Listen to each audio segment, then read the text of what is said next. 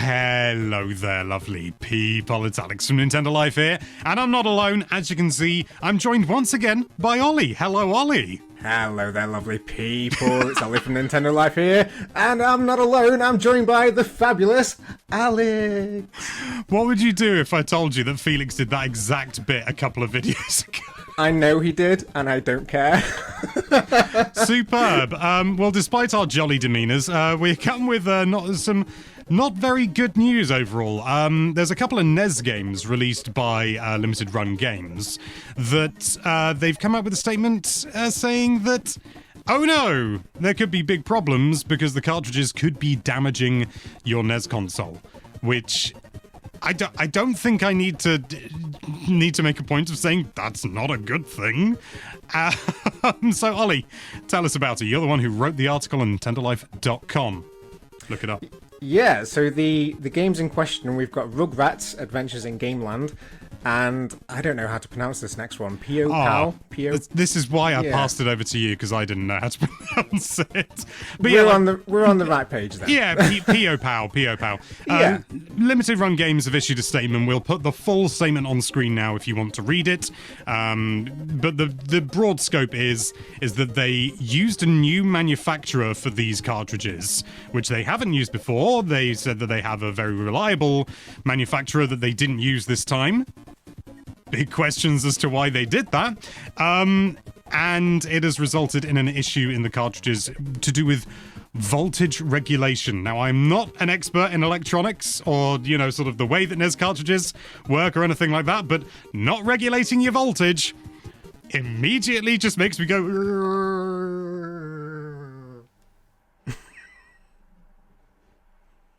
He's gone. The way that they've worded it as well is particularly odd. The fact they say these titles were not we have identified the fact that these were not manufactured by our regular partner who we worked with for years and are great. It almost suggests like that they almost seem to be passing the blame off and say, oh my goodness, we've looked into it and they're not the same manufacturer, as if they aren't the ones who presumably got in contact with the manufacturer originally. Yeah, it's a really weird situation, and we don't know the answer to this at the moment.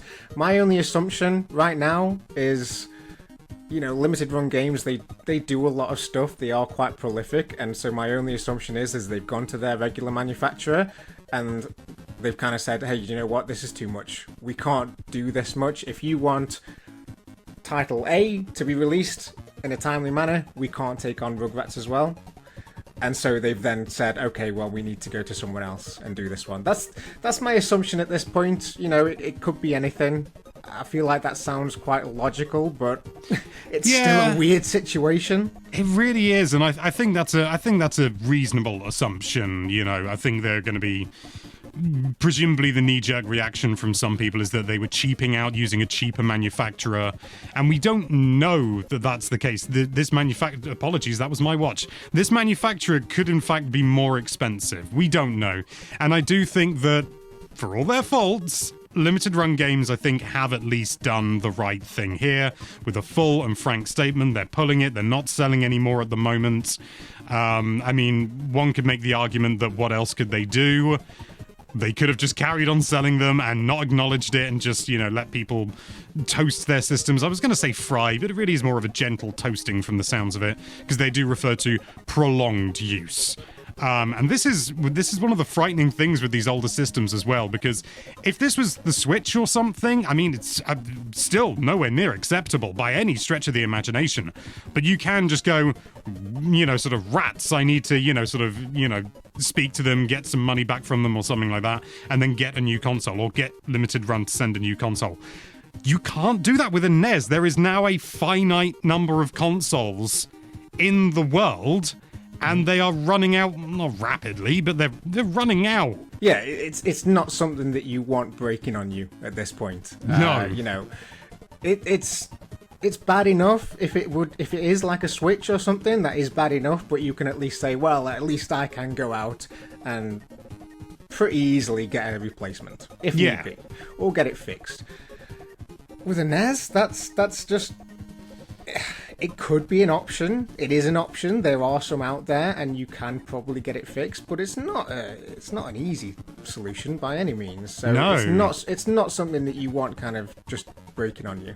No, and especially when it comes to the idea of like fixing it.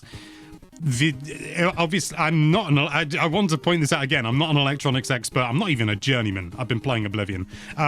There's we don't know what this issue is going to cause. Is it going to cause something to short? Is it going to cause, sort of a component to die? Is that going to be an important component that is difficult to replace? We don't know what the long term is. I mean, somebody out there may know. If you do know, please let us know in the comments, because this is the sort of thing that, whilst, sort of, they've nipped it in the bud, but people need to see this in order to know to stop using these cartridges. And admittedly, it is a niche product. I imagine anyone who's bought this NES cartridge and is actively using it will have their finger, if not on the pulse, at least near the pulse, regarding updates to this nature. But even so, this is... I mean, it's a weird situation to be in 2025, when a big manufacturer has to send out a message saying... Don't play our NES game. It might break your system from 1985. It's ridiculous, yeah. And to be fair, I think they probably know how ridiculous it is, because they've made it very easy for people to get the replacements. According to the statement, there's no need to send the broken ones back. I say broken, the ones that could break your console. No need to send them back. They are just going to automatically send you a replacement, which is quite good. I have to give them credit for that, and I think they obviously realize how ridiculous this situation is. They know that they can't let people play these cartridges, so they've kind of thought, okay, we need to sort this out. So I'll give them credit for that. Yeah, and I think limited run games have had a rocky history on and off with things like, sort of like short print runs and things like that. Sort of there's a lot of sort of discourse out there surrounding limited run games, and I don't think that's unfair. I really don't. But just like you, I do have to give them credit. This is a bad situation that realistically shouldn't have happened. It just shouldn't have happened from the start, but it has, and they are doing, I think, everything that can be reasonably expected of them in order to rectify the situation. I mean, I don't know whether they're contacting people who have purchased the game through their website. Perhaps that would be something that I would hope they would do, but we don't know whether they've done that. But even so, in this day and age, it's actually nice to see a good positive response for such an awful situation. Yeah, that's exactly right. Even if you're not intending to play it, you want something that is still going to work. Otherwise, it's weird. Does it increase the value, or does it decrease the value? That's a good point. Yeah. Because it's I suppose it depends on which one ends up becoming more prevalent. Whether they sell loads more of this new batch where they fix the problem, or whether, as you say, if they only make a few, is the replacement going to be expensive? Because there's quite a few games, like really long ago, where they sent out like replacements for like N64 games. There is one, I can't think of it for the life of me. Was it Turok Rage Wars? They had to send out like a replacement cartridge, I seem to think, because there was a bug on the NTSC version. So that feels like a very deep cut, but I played a lot of Turok Rage Wars growing up, which may explain my entire personality. But they had to send replacement cartridges out, or you could, like send them a letter or a telegram or a carrier pigeon or something like that. It was the past. I can't remember how long ago. And they would send you a replacement for free. I think you had to send them the original cartridge. And I think the replacement is worth way more money. Obviously, different setup, but yeah, definitely interesting. And it's certainly an interesting sort of wrinkle in the, sort of back pages of history for the NES and such. Yeah, definitely. Yeah, it's an interesting one. I would suspect that the little time bombs are probably going to be worth something in the future, especially if they are sealed. I think, years down the line, people are going to want to pay for this, something like that. Just a weird sort of...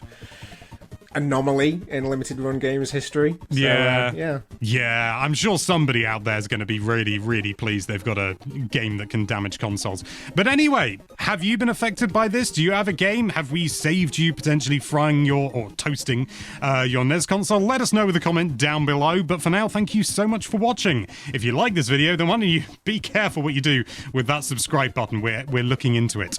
And be sure to check out NintendoLife.com for all sorts of lovely Nintendo-related content. Thank you again for watching. Bye-bye. Bye.